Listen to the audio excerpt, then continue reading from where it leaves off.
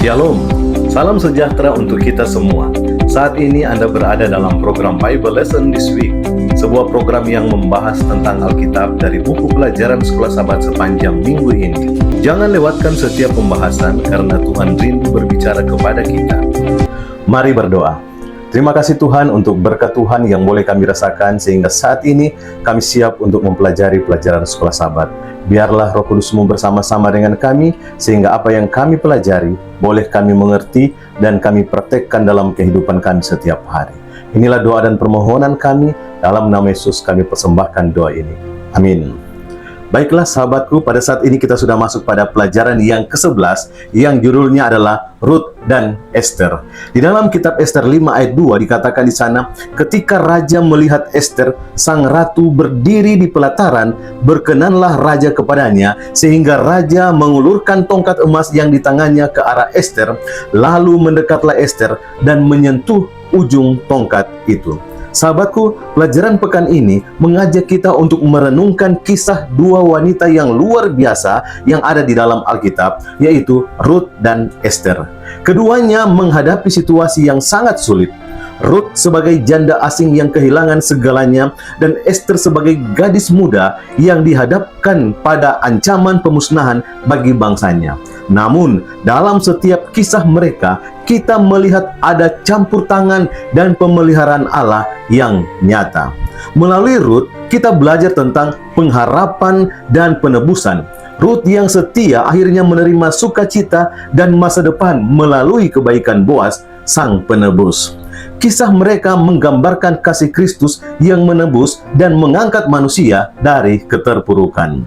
Sementara itu, Esther mengajarkan tentang keberanian, iman, dan penyerahan diri pada rencana Allah. Di tengah ancaman besar, Esther rela mempertaruhkan hidupnya demi menyelamatkan umatnya, menunjukkan bahwa Tuhan dapat memakai siapa saja untuk menggenapi rencananya, bahkan dalam situasi yang tampaknya mustahil. Dalam nubuatan Alkitab, wanita melambangkan gereja Tuhan. Kisah Rut dan Esther mengingatkan kita bahwa Tuhan memandang umatnya dengan penuh kasih dan Dia selalu siap menuntun, melindungi, serta menebus mereka yang setia kepadanya, bahkan di tengah pencobaan dan krisis akhir zaman. Saat ini kita masuk pada pelajaran hari Minggu, tanggal 8 Juni 2025, yang judulnya adalah Kelaparan di Rumah Roti. Sahabatku, ada 3 poin penting yang bisa kita ambil melalui pelajaran pada hari ini. Yang pertama, dosa membawa penderitaan, tapi Tuhan tidak pernah meninggalkan. Meskipun dunia penuh penderitaan akibat dosa dan pemberontakan manusia, Alkitab menunjukkan bahwa Tuhan tidak pernah absen dalam sejarah manusia. Ia tetap hadir, bekerja, dan memelihara bahkan ketika umatnya menuai akibat dari keputusan mereka sendiri. Yang kedua, pelajaran yang ironis dari rumah roti yang kelaparan. Kisah kelaparan di Bethlehem, yang artinya adalah rumah roti, mengingatkan kita bahwa dunia ini awalnya diciptakan penuh kelimpahan. Namun, dosa membuat manusia kehilangan warisan itu. Kini, manusia harus berjuang dalam dunia yang rusak, sering dirampas dari berkat yang semula disediakan Tuhan. Poin yang ketiga adalah kasih Tuhan tetap terlihat di tengah kerusakan dunia. Walaupun bumi telah ribuan tahun dikuasai oleh dosa, kasih dan kuasa kreatif Tuhan masih nyata melalui kelimpahan alam yang tersisa.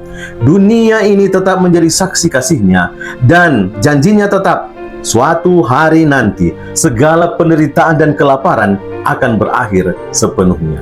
Kita masuk pada pelajaran hari Senin tanggal 9 Juni tahun 2025 yang judulnya adalah Rut dan Boas. Ada 3 poin penting yang bisa kita ambil pada pelajaran pada hari ini.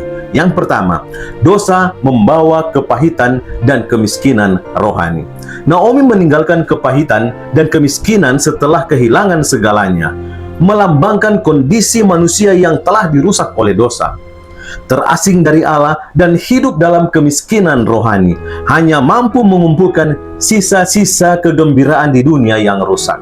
Poin yang kedua, Boas sebagai penebus, harapan baru dari Allah. Penemuan bahwa Boas bukan hanya dermawan, tetapi juga sanak penebus menjadi momen penting dan kabar baik bagi Naomi dan Rut. Hal ini menunjukkan bahwa Allah tidak melupakan umatnya yang terpuruk, melainkan menyediakan jalan pemulihan melalui penebus yang dekat. Sebuah gambaran tentang Yesus Kristus sebagai penebus sejati kita. Poin yang ketiga, kasih Allah melebihi sekedar kewajiban. Boas melambangkan Kristus yang bukan hanya pencipta, tetapi juga rela menjadi kerabat kita, mengambil rupa manusia, dan menebus kita dengan kasih. Bukan karena terpaksa. Kebenaran ini seharusnya mengubah cara kita memandang hidup, menyadari bahwa kita sangat dikasihi dan diinginkan Allah, sehingga hidup kita memiliki nilai dan tujuan yang sejati di dalam Dia. Saat ini kita masuk pada pelajaran hari Selasa, tanggal 10 Juni 2025, yang judulnya Boas sebagai Penebus. Sahabatku, ada 3 poin penting yang bisa kita ambil di dalam pelajaran pada hari ini. Yang pertama, ada kerabat lebih dekat. Iblis mengklaim kepemilikan atas umat manusia. Boas tidak bisa langsung menebus Rut karena ada kerabat lebih dekat, melambangkan iblis yang mengaku berhak atas manusia akibat dosa. Dalam Alkitab, iblis sering muncul mengklaim manusia sebagai miliknya. Ia menuduh dan mempertanyakan kesetiaan, serta berusaha menahan manusia di bawah kekuasaannya. Poin yang kedua, Kristus membantah klaim iblis dengan pengorbanannya. Walau iblis mengklaim manusia sebagai miliknya karena dosa, Kristus seperti Boas datang sebagai penebus sejati. Ia membayar harga penebusan sepenuhnya melalui pengorbanannya dan membebaskan manusia dari klaim iblis. Kemenangan Kristus atas iblis ditunjukkan dalam kebangkitan Musa dan dalam setiap orang yang ditebusnya. Poin yang ketiga, penghakiman akhir menguntungkan umat Tuhan karena Kristus. Adegan Boas di pintu gerbang Bethlehem melambangkan penghakiman akhir, di mana hak atas umat manusia diputuskan. Kristus membela dan memenangkan kasus bagi umatnya karena darah dan pengorbanannya. Penghakiman bukan alasan untuk takut, tetapi menjadi kabar baik karena kita ditebus oleh penebus yang penuh kasih. Saat ini kita masuk pada pelajaran hari Rabu, tanggal 11 Juni 2025, yang judulnya adalah Haman dan Iblis. Ada 3 poin penting yang bisa kita ambil dalam pelajaran pada hari ini. Yang pertama, Haman melambangkan sifat dan motif iblis. Kisah Haman yang haus kekuasaan dan menuntut penyembahan mencerminkan karakter dan tujuan iblis sebagaimana digambarkan dalam Yeskel 28 dan Yesaya 14. Seperti Haman, iblis menolak otoritas Tuhan dan ingin mengambil posisi tertinggi, bahkan ingin disembah oleh seluruh dunia. Poin yang kedua, umat Tuhan akan selalu menjadi sasaran penganiayaan. Sama seperti Mordekai dan umat Yahudi yang menjadi sasaran kemarahan Haman karena tidak mau tunduk kepadanya, umat yang sisa dalam Wahyu juga menjadi sasaran murka iblis karena kesetiaan mereka pada perintah Tuhan. Kesetiaan pada kebenaran akan selalu mengundang perlawanan dari kekuatan jahat.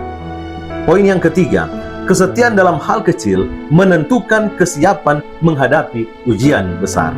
Iblis menggunakan berbagai cara, termasuk tipu daya dan kekerasan, untuk memaksa penyembahan palsu dan penolakan terhadap hukum Tuhan. Umat Allah dipanggil untuk setia, bahkan dalam hal-hal kecil, sebab kompromi dalam perkara kecil akan membuat kita mudah jatuh ketika kita menghadapi ujian besar pada akhir zaman. Saat ini kita masuk pada pelajaran hari Kamis tanggal 12 Juni 2025 yang judulnya adalah Untuk Saat Seperti Ini. Sahabatku, ada 3 poin penting yang bisa kita ambil dalam pelajaran pada hari ini. Yang pertama, jangan fokus pada ketakutan, tetapi pada pengharapan. Meskipun nubuatan Alkitab menggambarkan masa-masa sulit di akhir zaman, kita dipanggil untuk melihat keseluruhan cerita sampai akhir, di mana janji pembebasan dan kemenangan Tuhan atas kejahatan itu dinyatakan. Tuhan tidak hanya memperingatkan tentang penderitaan, tetapi juga selalu memberikan pengharapan bagi umatnya. Poin yang kedua, Tuhan memanggil umatnya untuk saat khusus dalam sejarah. Seperti Esther dipanggil untuk saat yang seperti ini demi keselamatan bangsanya, demikian juga gereja yang sisa dipanggil untuk menyampaikan pekabaran 3 malaikat di akhir zaman. Kita tidak hadir secara kebetulan di zaman ini, tetapi kita dipanggil untuk menjadi terang dan suara harapan di tengah krisis rohani dunia. Dan untuk itulah kita ada pada zaman seperti ini. Poin yang ketiga, kita tidak sendiri, Tuhan ada di pihak kita. Ester tidak menghadapi tantangan sendirian. Ia didukung oleh rakyatnya dan campur tangan raja. Demikian juga umat Tuhan tidak ditinggalkan dalam masa kesusahan. Sang Raja, yaitu Yesus Kristus, ada di pihak kita. Walau tidak semua cerita di dunia ini berakhir baik menurut pandangan manusia, kita tetap memiliki pengharapan yang kekal karena kemenangan Kristus sudah dijamin. Kita masuk pada pelajaran hari Jumat tanggal 13 Juni 2025 yang juga merupakan kesimpulan di sepanjang pelajaran Sekolah Sabat pada minggu ini.